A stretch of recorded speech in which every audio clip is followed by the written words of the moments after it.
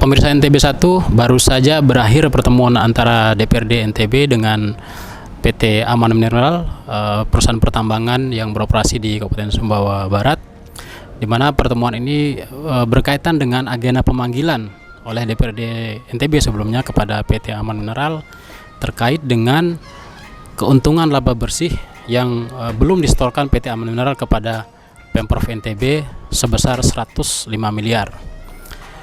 Adapun dasar aturan DPRD memanggil adalah berdasarkan Pasal 129 Ayat 2 Undang-Undang Nomor 3 Tahun 2020 tentang Minerba, di mana isinya adalah pemerintah daerah, dalam ini Pemprov NTB, berhak mendapatkan keuntungan bersih sebesar 105 miliar untuk operasional PT Aman selama periode tahun 2020 sampai dengan 2022.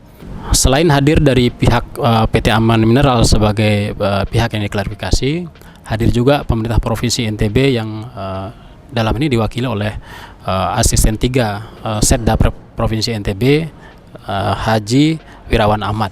Kalau angka yang temuan BPK itu diakui MNT enggak segitu besarnya? Saya kira belum dibahas apakah diakui atau. Tapi yang itu namanya rekonstruksi teknis ya. Kan jelas patokannya adalah laporan keuangan, dan laporan keuangan itu supaya terbuka gitu. Sudah masuk laporan keuangan. Jadi kalau laporan keuangan itu setiap tahun, apalagi dari IPO kan gampang aja, kayak Didit yang main pemain, tapi nggak usah pemain. Kami di download di aplikasi RTI Bisnis kan jelas itu. Karena laporan keuangan itu bukan keterbukaan, bukan informasi publik yang dikecualikan, dia bisa diakses oleh semua orang. Konkretnya apa nih Pak? Konkretnya langsung ke Jakarta. Akan ke Jakarta. Kita menunggu jadwal dari DPRD. Rencana tanggal 3 Juli kalau nggak salah, tapi nanti dikonfirmasi jadwalnya. Kita MNT bersama dengan Pemprov NTB bersama dengan DPRD. Ya akan dipimpin DPRD lah. Melalui Menteri Keuangan dan ESDM ya. Kalau soal aturan yang seperti sama AMT itu, aturannya kan jelas kan, itu jelas, sudah undang-undang itu kan, undang-undang nomor 3 tahun 2000 tentang Minerba itu kan jelas. Ada kewajiban bagi perusahaan untuk pembagian keuntungan bersih kan 10%. Sekian persen, 4% ya, 4% untuk pemerintah pusat, 6% ini saya yang nggak salah. 4% pemerintah pusat, 6 untuk daerah. 1,5 itu ya kan. 2,5 KSP. Oke, seperti itu. Ada Kemudian cuma di dalam regulasi tersebut kan ada PP-nya. Nah, tapi ini yang sedang kita ini kan secara politik hukumnya kita inginkan tanpa menunggu PP tersebut. Nah, itu sudah bisa dieksekusi. Nah, tentu dengan legal standing dari Kementerian Keuangan dan SDM selaku pemerintah pusat yang punya otoritas untuk mengawal. menurut Pemprov dengan anggaran sebesar itu bisa dimanfaatkan untuk apa? Oh iya dong, Bang, Bisa banyak. dicairkan gitu. Untuk kepentingan masyarakat itu. Kalau alasannya karena BP kan, kalau alasannya karena BP kan di LHP itu tertulis bahwa Freeport juga sudah membayar. Ya, makanya itu yang sedang ini. Tentu kita tidak boleh mereka-mereka ya, karena ini kan tripartit ya, antara pemerintah pusat, AMNT dan pemerintah provinsi kan. Nah, nanti bagaimana teknis pengeksekusiannya itu yang akan kita Sedikit Sementara itu, pihak DPRD NTB menyayangkan dalam pertemuan ini tidak dihadir oleh pihak penentu kebijakan atau decision maker dari PT Aman Mineral, sehingga tidak ada keputusan apapun terkait bagaimana realisasi dari pembayaran 105 miliar tersebut. Terkait hasil pertemuan yang sama, berikut penjelasan Wakil Ketua DPRD NTB, ya Agil. Bahwa kami mengkonfirmasi terkait dengan ada di media yang mengatakan bahwa seolah-olah PT Aman itu sudah menyerahkan terkait dengan bagi hasil itu. Tadi kami konfirmasi itu ternyata belum. Itu yang perlu yang kami tekankan. Yang kedua, salah satu dasar yang kami ingin dengar, kenapa mereka belum menyelesaikan terkait dengan penyetoran itu. Nah, mereka menjelaskan berdasarkan Undang-Undang Nomor 4 ya, Pasal 129 itu disebutkan bahwa salah satunya adalah terkait dengan pembagian bagi hasil ini menunggu peraturan pemerintah atau yang lainnya untuk proses tata cara penyerahan apa itu seperti itu.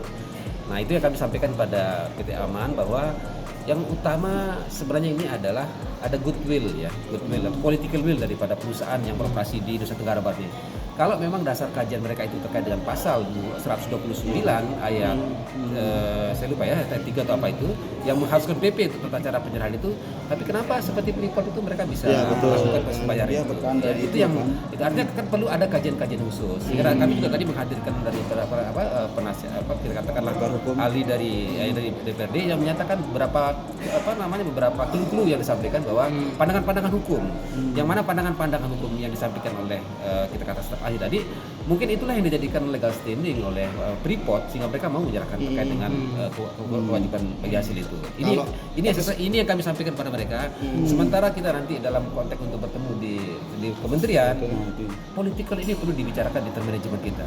Yang artinya di internal manajemen perusahaan, agar kalau ini selesai sebenarnya mudah lah, sekali ketemu kita udah bisa menyelesaikan permasalahan ini. Mereka sebelumnya sudah pernah konsultasi nggak, Pak? Berapa?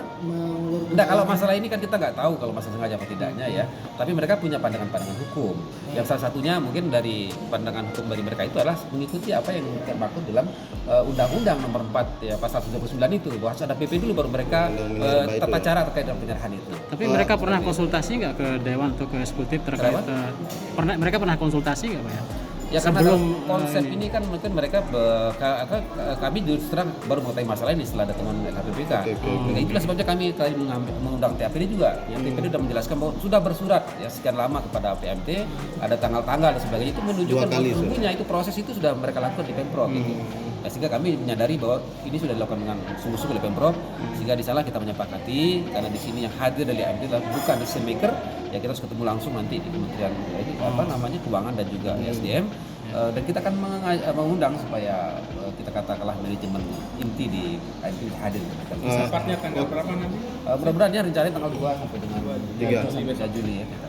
Hasil konfirmasi kami dengan manajemen PT Aman Mineral Nusa Tenggara yang ada di Mataram, mereka memastikan bahwa setiap aturan atau regulasi yang berlaku dari pemerintah pusat maupun pemerintah daerah akan mereka taati, termasuk rencana pembayaran keuntungan laba bersih sesuai dengan temuan Badan Pemeriksa Keuangan.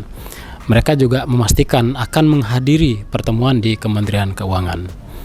Demikian reportase saya dari Ruang Paripurna Gedung DPRD NTB.